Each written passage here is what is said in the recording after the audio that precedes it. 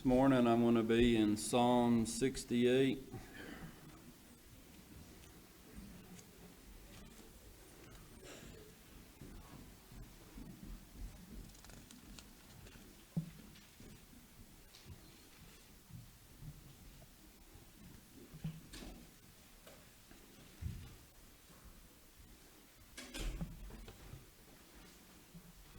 Psalms 68 verse 19 says, "Blessed be the Lord, who daily loadeth us with benefits, even the God of our salvation." So, how many people here, when you're looking for a job, look at the benefits that the employer is willing to offer you?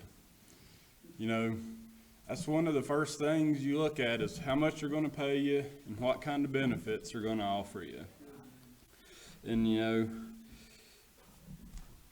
that's, for some reason, you're making sure that you yourself are took care of by looking at those things. How many people in here can say that they're blessed this morning? Every one of us can say that we're blessed, because every one of us are. We're loaded daily with the benefits of God. Whether or not we take the time to recognize those benefits, those blessings, we take the time to enjoy them, to be thankful for those benefits. Even if we don't take the time to recognize them, to see them, to enjoy them, to be thankful for them, they're still there in our life. And unfortunately, in the fast-paced life that we live nowadays, we don't take the time to recognize those benefits, those blessings that God has poured out on us. We don't take the time to enjoy them. We don't take the time to thank God for pouring them out on us. And God is continually pouring His blessings and His benefits out on us. This morning you were able to wake up. That was a blessing, a benefit from God. You had a roof over your head. You had food to eat, clothes to wear, a vehicle to be able to come to church. You had a church to be able to come to. Your heart's beating, you're breathing, you were able to walk in those doors back there this morning. You're in your right mind. You've got godly Christian friends. And that's just a small portion of the list. That list just keeps going and going and going.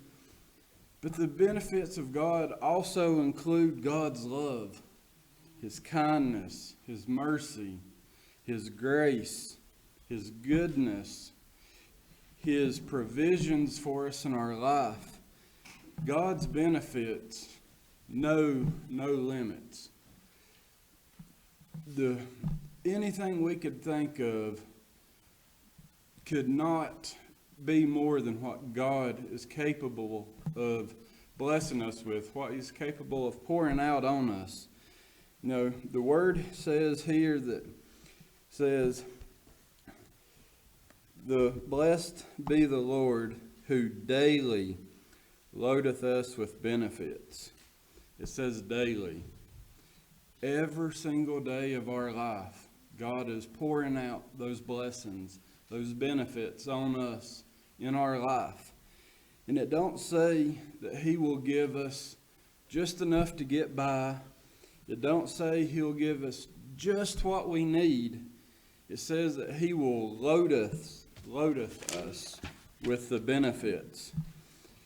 And when it says that He will loadeth us, that tells me that He will give us all that we need and then more. So much more than we could even imagine. And what should we be doing when God gives us more than we need? We should pass it along. We should spread those blessings to others.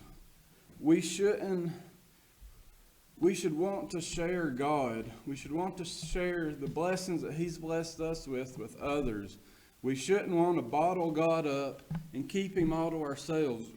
He has blessed us with so much that we should be wanting, should be striving, have that feel that we need to share God and share His blessings with the people around us.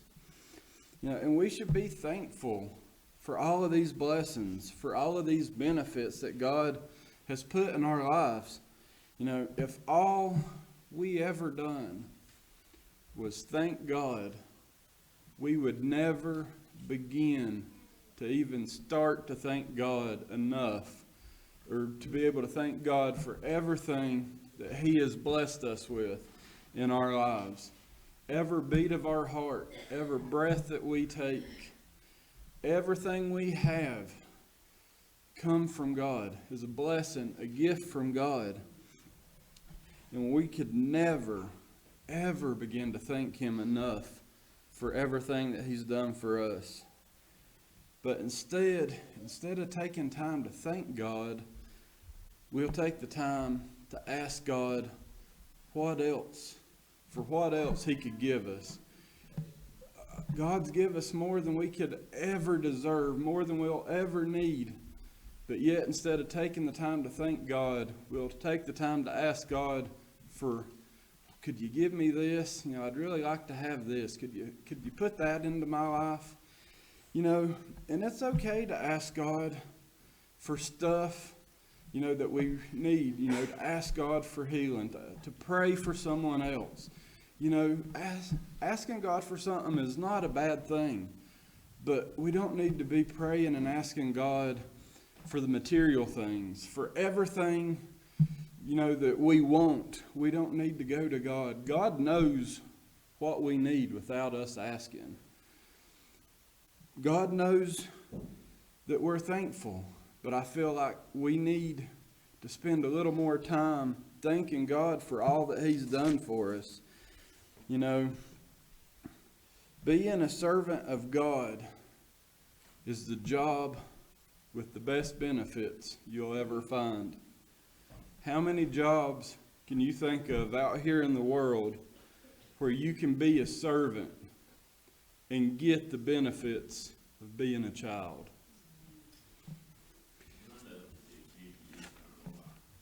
Amen.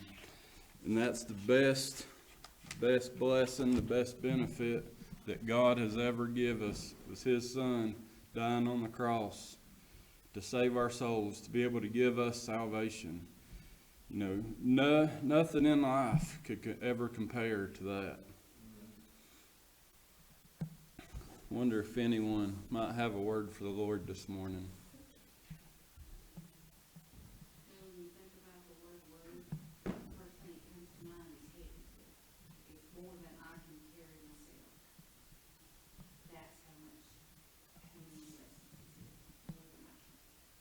More than we can carry. That opens up the door for us to be able to share with others. I'd just like to thank God for all He's done for me, all He's blessed me with. Thank Him for saving my soul. I wasn't worthy of it, but yet He seen something in me. You can't thank God enough for seeing something in me. The dirty, rotten sinner, but He seen something in me. Can't be thankful enough for that. Thank God for my beautiful family. I've been blessed in my life more than I ever deserve. I don't deserve one thing I've been blessed with, but yet God still sees fit to keep blessing me every day. Just can't thank God enough for all He's done. No one else has anything, we'll dismiss to our classes.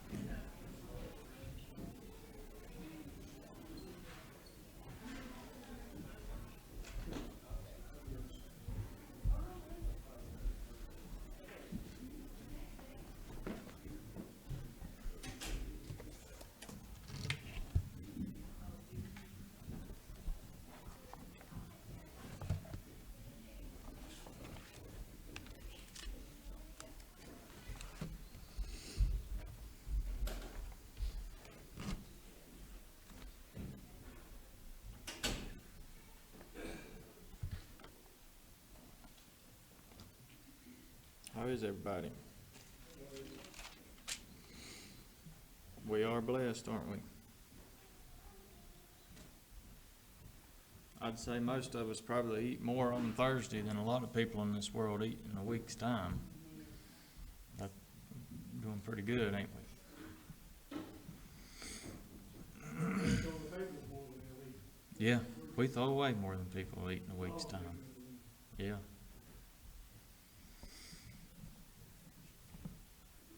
Um, 2 weeks ago, we started talking about the book of Ruth, and we didn't even get into the book, and we'll probably get into it a little bit today. I'd like to get the first chapter in, but there's a few more things we need to go over first. First thing, I want to review what we talked about last time in case there were some people that wasn't here. The law of redemption. We talked about the law of redemption, the year of Jubilee. God promised land to his people through the book of Genesis. He told them that he was going to give them this land. It was your land, but you have to go in and take it. Therefore, being that God owned the land, it was God's land, and he gave it to his people, they were kind of like tenants of God's land. That being said, they couldn't sell the land outside of their tribe. They could never permanently sell the land. The land had to stay in the tribe that it was originally allotted to. However, if they did come upon hard times and were needing money, they could sell the usage of the land for a certain amount of time, kind of like renting it out. They would rent their land out until they were either able to redeem it and pay the rest of the rent for that year, or until what was the other way they got it back? Year of Jubilee. How many years was that?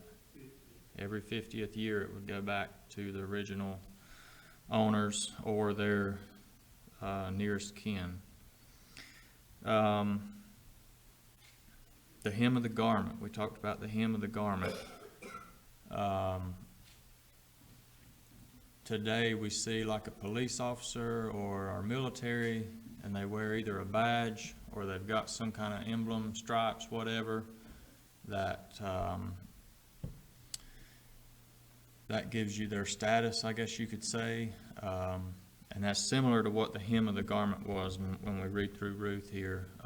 It had a lot to do with their lineage, probably had some kind of emblem regarding where they came from, their family, their bloodline, so forth.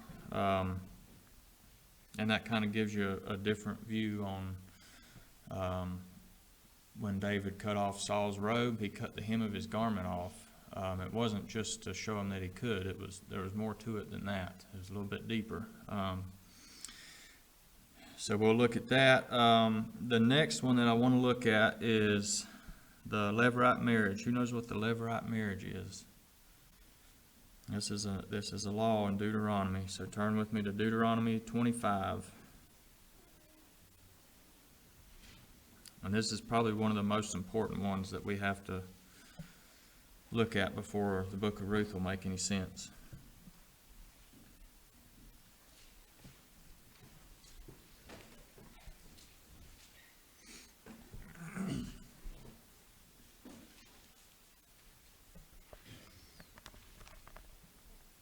I know a lot of these laws and stuff, they seem boring and we don't want to read them, but when you really start to understand them and you go through the New Testament again, a lot of it jumps out, and you'll see stuff that you've never seen before, and you'll understand things that you hadn't understood before. Deuteronomy 25:5 says, if brethren dwell together, and one of them die, and have no child, the wife of the dead shall not marry without unto a stranger. Her husband's brother shall go in unto her, and take her to him to wife, and perform the duty of an husband's brother unto her. And it shall be that the firstborn which she beareth shall succeed in the name of his brother which is dead, that his name be not put out of Israel. And if the man like not to take his brother's wife, then let his brother's wife go up to the gate unto the elders, and say, My husband's brother refuseth to raise up unto his brother a name in Israel, and he will not perform the duty of my husband's brother. Then the elders of this city shall call him and speak unto him, and if he stand to it, and say, I like not to take her, then shall his brother's wife come unto him in the presence of the elders, and loose his shoe from off his foot, and spit in his face, and shall answer and say, So shall it be done unto that man that will not build up his brother's house. And his name shall be called in Israel, the house of him that hath his shoe loosed. So, if a woman's husband dies and they have no son, she goes to his brother or next of kin, and he's expected to take her to wife and bring up children under her dead husband's name. And if he refuses to do so, she takes his shoe and spits in his face.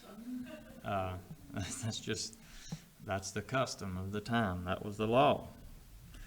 Sounds odd, but that's what they did. So if you saw somebody walking around barefoot, it was a sign of shame. They were shamed for it. And it didn't matter if they just didn't want to or if they couldn't. Either way, it was a sign of shame. And you have to remember at this time, there was not a lot of men around because of wars. So men were at a premium, and that's the reason this custom was established. Mm-hmm. Good man was really at a premium. Yeah. So that's kind of where that's the case. How come I've been on the market for 28 years? At least you still got low shoes for it.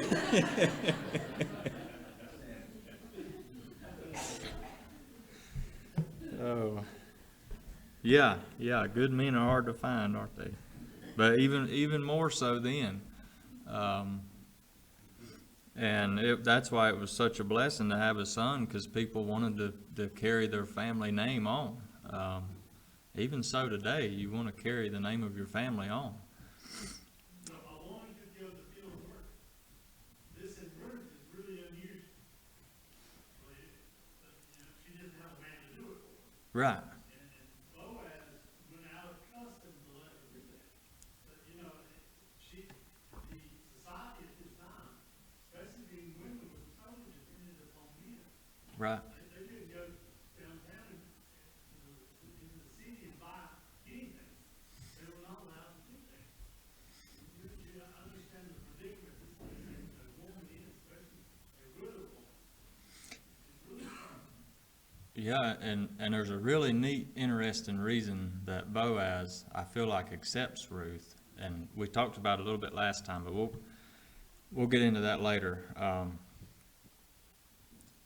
And there's a lot of stuff in Ruth that you'll take a little bit from the Old Testament and a little bit from the New Testament, and it ties everything together. And it's really neat. Anyway,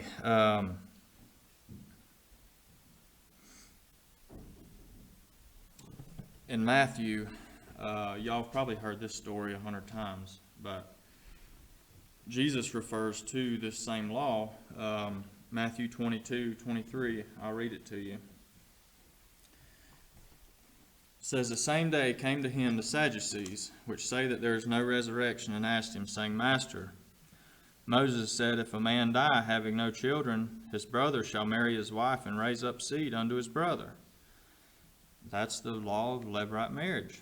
Now there were with us 7 brethren, and the first, when he had married a wife, deceased, and having no issue, left his wife unto his brother. Likewise the second also, and the third unto the 7th. And last of all the woman died also. Therefore in the resurrection, whose wife shall she be of the 7? For they all had her. And Jesus answered and said unto them, Ye do err, not knowing the Scriptures, nor the power of God. For in the resurrection they neither marry nor are given in marriage, but are as the angels of God in heaven. But as touching the resurrection of the dead, have ye not read that which was spoken unto you by God, saying, I am the God of Abraham, the God of Isaac and the God of Jacob. God is not the God of the dead, but of the living. And when the multitude heard this, they were astonished at his doctrine. And the reason they were so astonished at this is because these people they knew the law to a T. That was their profession. I mean, they knew it better than anybody. And for somebody, an outsider like this, to come in and teach them about their own law was very offensive to them. But anyway, just giving you a background on that. They tried to entangle him with his own law. And I'll just be honest with you, people are going to do that to you today. They do it all the time. And I'm sure a lot of you have run into that. A lot of people today will pick out some law from the Old Testament, such as this Levirate marriage, and they will quiz you on it, and I'm telling you, you better do your homework. Now, where else do we hear about shoes being unloosed in the Bible? John the Baptist, what did he say?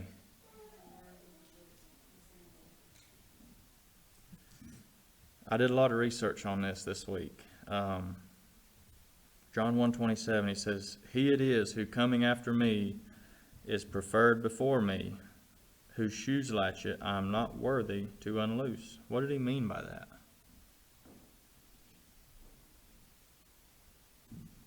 Any guessers? Whose shoes I'm not worthy to unloose. Now, the most common thing that I looked up was, and I can see this could be true, and this is just my opinion. A lot of people said that he was just showing humility and saying that I'm not even worthy as a servant to take off his shoes at the end of the day. And I think maybe that's probably what John the Baptist was saying. But I think it has a lot deeper meaning than that, and I think it goes a lot deeper. And again, I don't even know if maybe he didn't even know what he was saying when he said it. But like we just talked about, if you took someone's shoe, it meant that they either refused to marry and raise up offspring, or they were unable to perform the Levirate marriage, whether that was physically or even financially. If they didn't have the means to raise up another child, they had to decline. And that was totally voluntary. So I think, in my opinion, I feel like what he was trying to symbolize right there was that this man, Jesus, we can't unloose his shoe. He is willing and able to redeem the bride and raise up the offspring. In other words, look no further. You're not going to have to loose my shoe. I'm the one.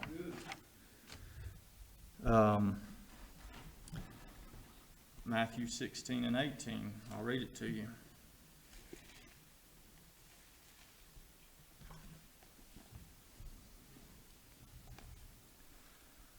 "And I say also unto thee that thou art Peter, and upon this rock I will build my church, and the gates of hell shall not prevail against it. And I will give unto thee the keys of the kingdom of heaven, and whatsoever thou shalt bind on earth shall be bound in heaven, and whatsoever thou shalt loose on earth shall be loosed in heaven."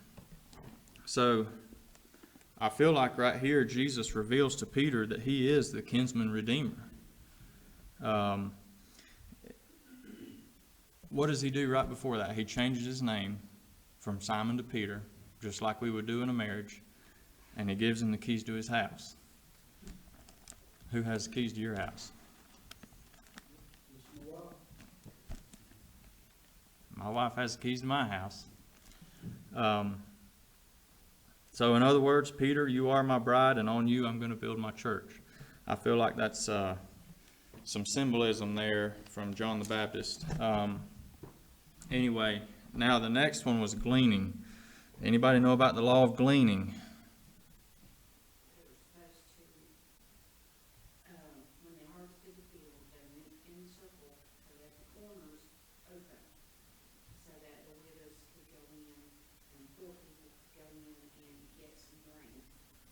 Exactly right. You can read about that in Leviticus. Let me read it to you real quick. I want you to get the scripture.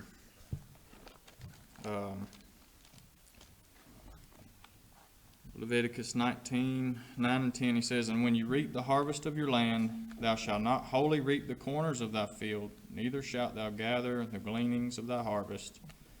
And thou shalt not glean thy vineyard, neither shalt gather every grape of thy vineyard. Thou shalt leave them for the poor and stranger. I am the Lord your God." I called it Israel's welfare system. The reapers could only make, when they went to reap their field, they could only make one pass, and anything that was dropped or left behind, they didn't make a second pass back through. They didn't they didn't harvest the corners of the field. So everything that was left behind, all the poor, widows, the needy, they were allowed to come in and get the gleanings, anything that was left behind. That's how they made their living, just like Jim was talking about. That's how they fed themselves. Now, I think we're ready to start in the book of Ruth. Let's go to Ruth chapter 1.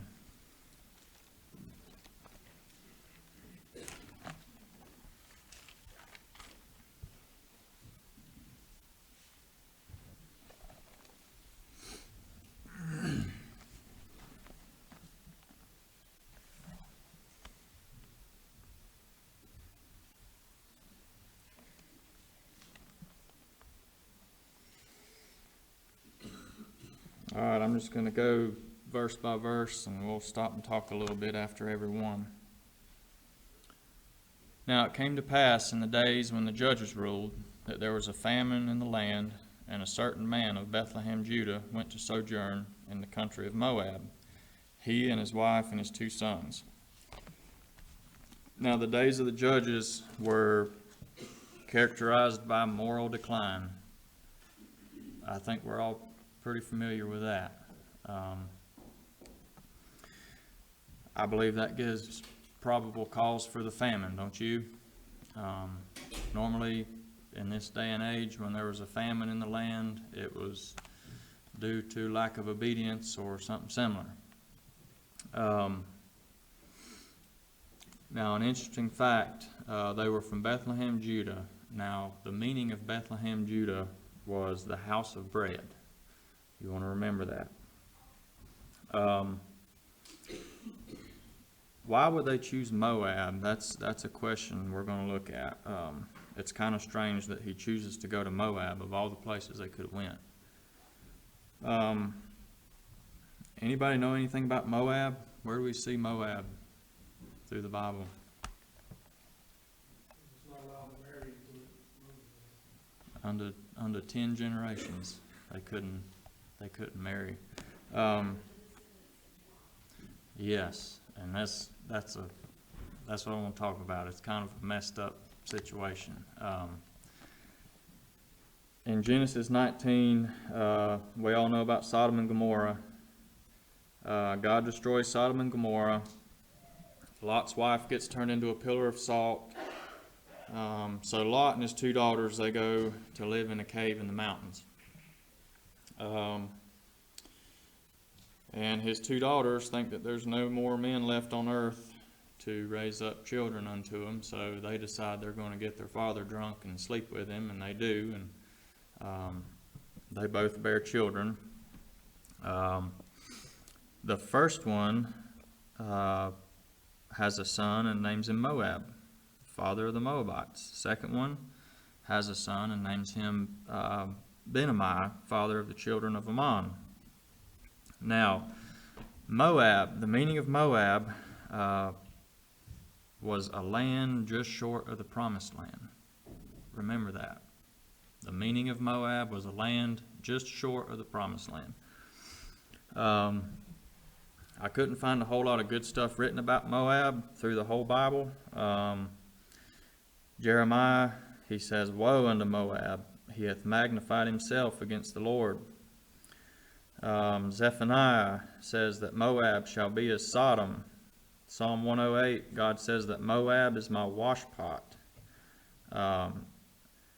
So we get the idea that Moab's a pretty dirty place. It's a carnal place. It was pagan, much like Sodom. They worshipped a lot of false gods. They were involved in human sacrifice.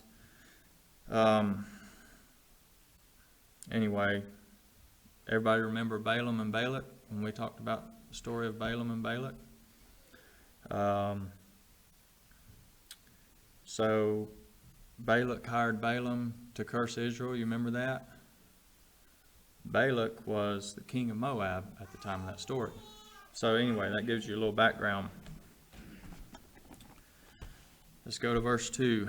And the name of the man was Elimelech, and the name of his wife Naomi. And the name of his two sons Mahlon and Chilion, Ephrathites of Bethlehem, Judah. And they came into the country of Moab and continued there. So they left, let's get this straight. If we look at the meanings of the words, they left the house of bread to go to the land just short of the promised land. Now, why did they do it? Why did they leave the house of bread? They thought they were going to be able to make a living there. Right. Yeah, there was a famine at the time, and they probably thought they were going to starve. So they decided to go to Moab, where they think they can make a better living. And there's a whole lesson right there in that. It's kind of odd. They were afraid they would starve if they stayed in the house of bread. So they went to a land just short of the promised land. They did like a lot of us and the two daughters. They don't trust God and they try to fix it themselves and that always ends bad. Greener pastures. Grass is greener on the other side. Yeah.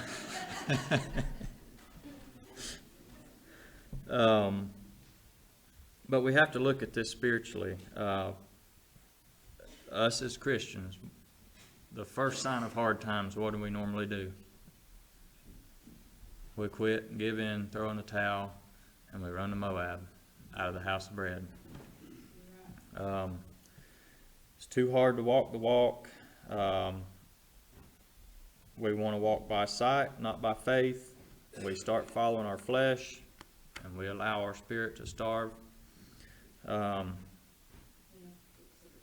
Yeah, we want to fix it ourselves, because after all, being a Christian was all milk and honey, right?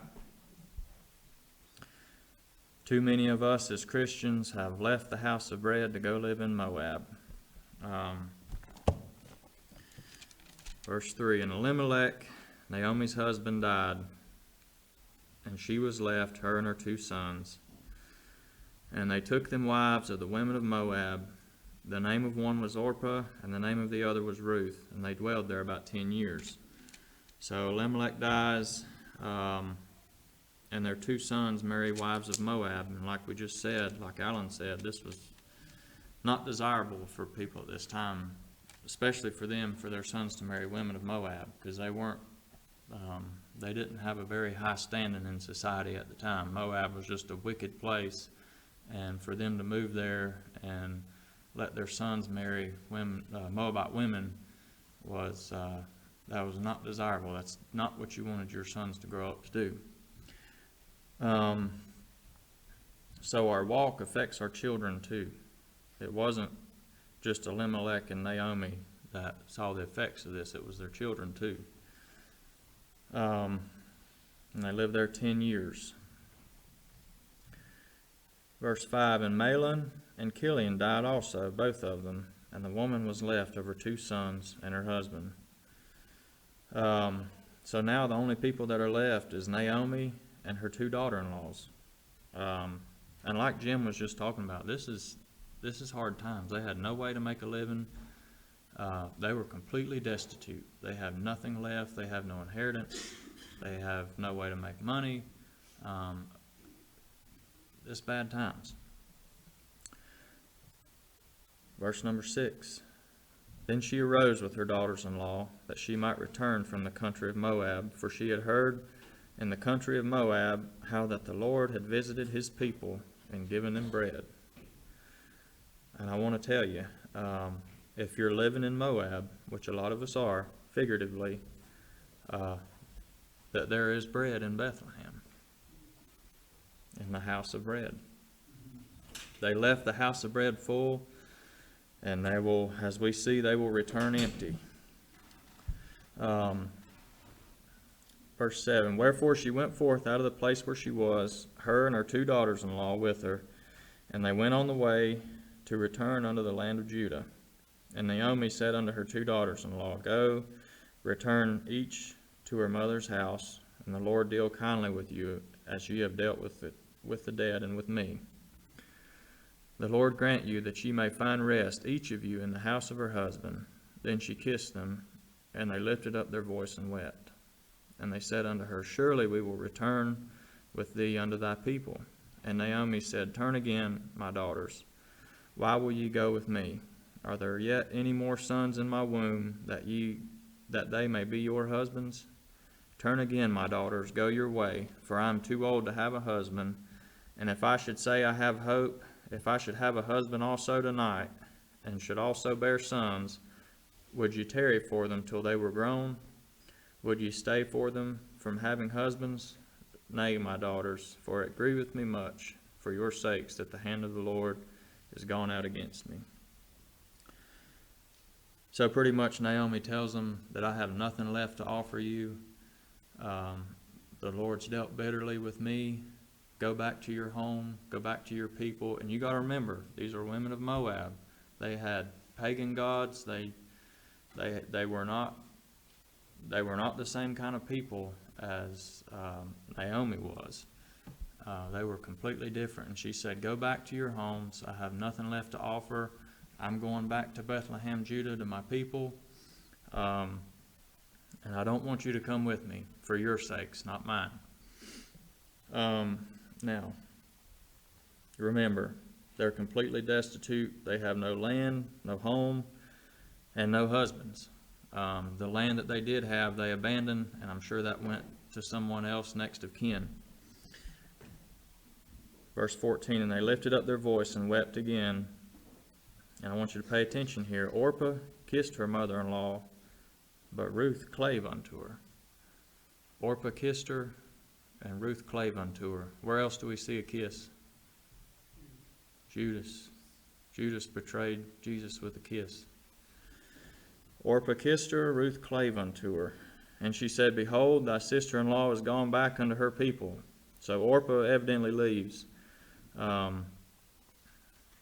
Is gone back unto her people and unto her gods. Return thou after thy sister-in-law. And Ruth said, entreat me not to leave thee, or to return from following after thee. For whither thou goest, I will go, and where thou lodgest, I will lodge. Thy people shall be my people, and thy God my God. Where thou diest, I will die, and there will I be buried. The Lord do so to me, and more also, if aught but death part thee and me. And when she saw that she was steadfastly minded to go with her, then she left speaking unto her.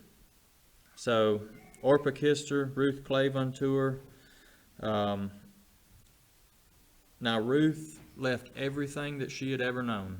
Her way of life, her land, her people, any relatives that she might have had. All of her customs, she completely left them behind. She forsook all of that to follow Naomi, her mother-in-law. Sounds a lot like salvation, don't it? Where else do we see that? Luke 14 says that if any man come unto me and hate not his father and mother and wife and children and brethren and sisters, yea, and his own life also, he cannot be my disciple. And that's exactly what we see right here in the Old Testament, in the book of Ruth. And I kindly got the idea that, and maybe you might have noticed this too, but it seems like she didn't have anywhere to go. Did anybody get that? I mean, why else would you leave everything you've known to go follow your mother-in-law that has nothing to offer? And to the lost person and to the Christian alike, I want to say this, that if you want life, you only have one option. You don't have anywhere else to go.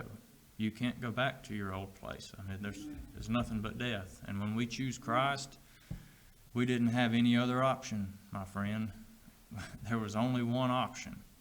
I've often thought about how Naomi's actions or her habits or her life that she led influenced Ruth. Mm-hmm. That's the reason she made a mistake. Yeah.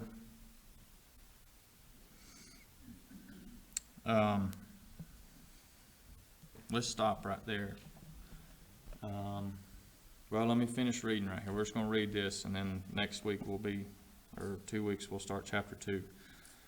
So they two went until they came to Bethlehem, and it came to pass when they were come to Bethlehem that all the city was moved about them, and they said, Is this Naomi?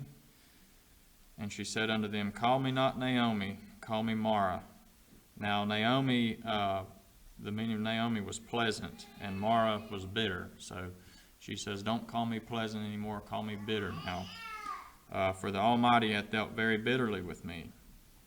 I went out full, and the Lord hath brought me home again empty. Why then call ye me Naomi, seeing the Lord hath testified against me, and the Almighty hath afflicted me?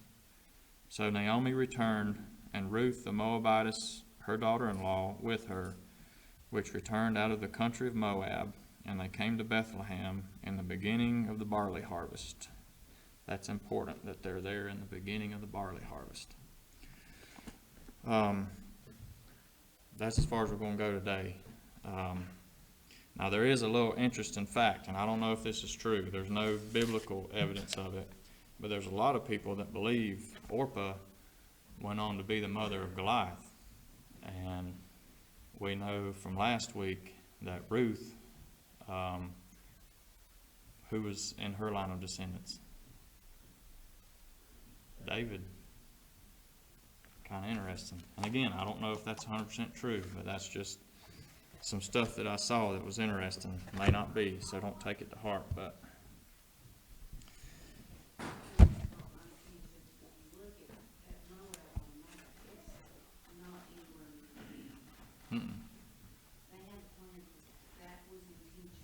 yeah, there was other places they could have went. And that made me wonder why they wanted to go there. Well, Alan, you want to pray for us? Thank you, Lord